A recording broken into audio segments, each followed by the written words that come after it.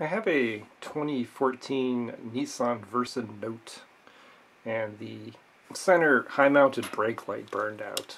And I pulled it out of there, and this is what it is.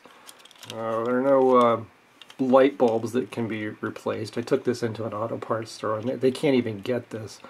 To get a new one on eBay or Amazon or whatever cost me $60 to $80. I want to try to fix this first before I spend that kind of money. So, take it apart. I took a screwdriver like this and I shoved it in here and pried this open. Here's what's holding it in right there.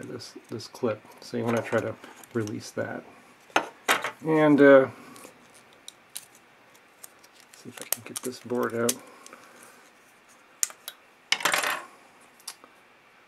That's it. There are 4 LEDs on it here. I guess this is not supposed to burn out, yet it did. So let's see if I can fix this. I'm going to connect a couple of wires to these 2 pins here. And then attach it to this 9-volt battery and see if I can get it to light up. I don't know which is positive, which is negative, but I'll try it both ways.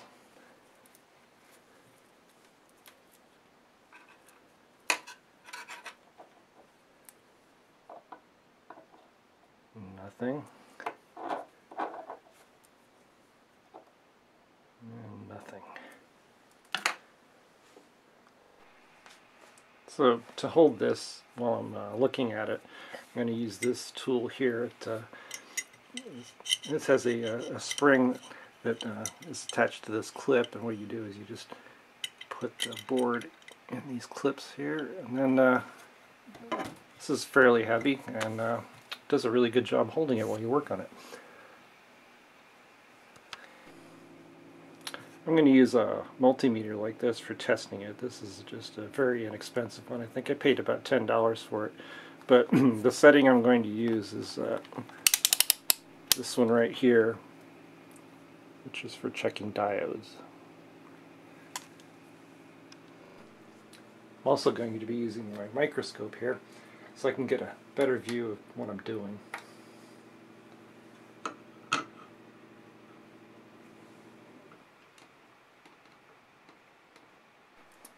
So I'm going to use my multimeter's probes, and I'm going to touch the pins on this LED. And if I have it in this diode test mode, you should see the LED light up.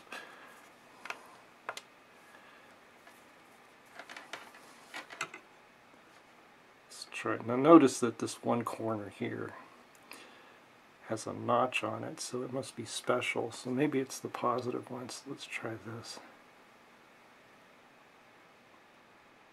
It doesn't seem to be lighting up. Okay, perhaps the notched corner is the negative. Aha. Okay. So it looks like it doesn't matter which of the others I touch with the positive. Let's try. Okay, so this pin is the negative and these 3 are the positive. So that one works. Okay, the notched corners on this side. That works.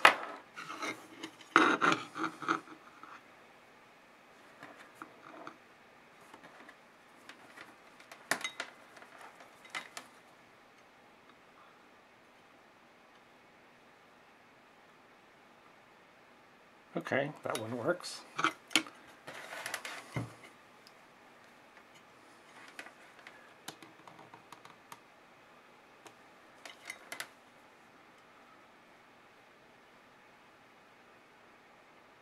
This one does not work. Okay, so that's the one we're going to have to replace. I'm going to put a mark on this corner here, just a dot, so that when I remove this part, I remember where the notched corner was.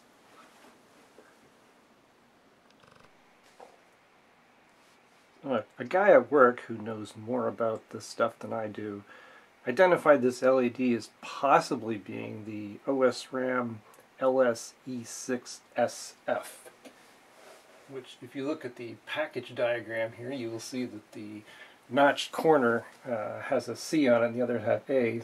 The C is for cathode, that's the negative side, and then the A is for anode, which is the positive side. So this looks like it might be compatible. So I found some on eBay and I ordered them. So to remove that part, you could use a braid like this to unsolder it. However, I'm going to use some hot air to remove that part, as it's a lot faster.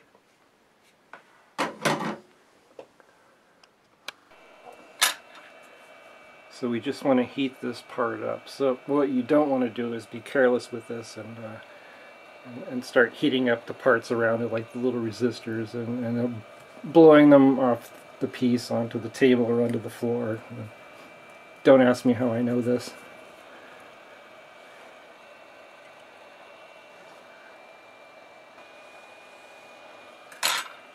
And it's off.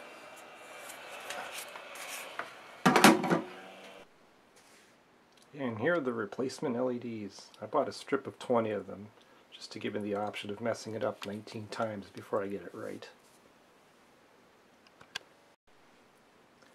So I took one out of the package and I'm going to test it just to make sure it works.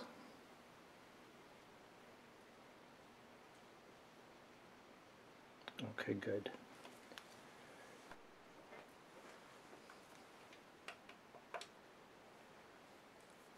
So I put some soldering paste on the board and on the LED. Now I'm going to solder one corner very carefully. This is always the hardest one.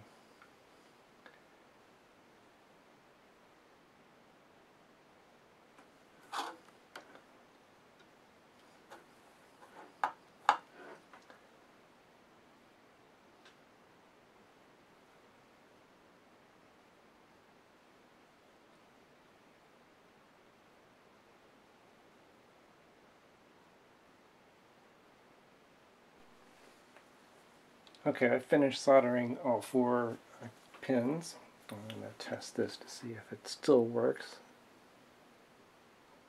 Good. Now,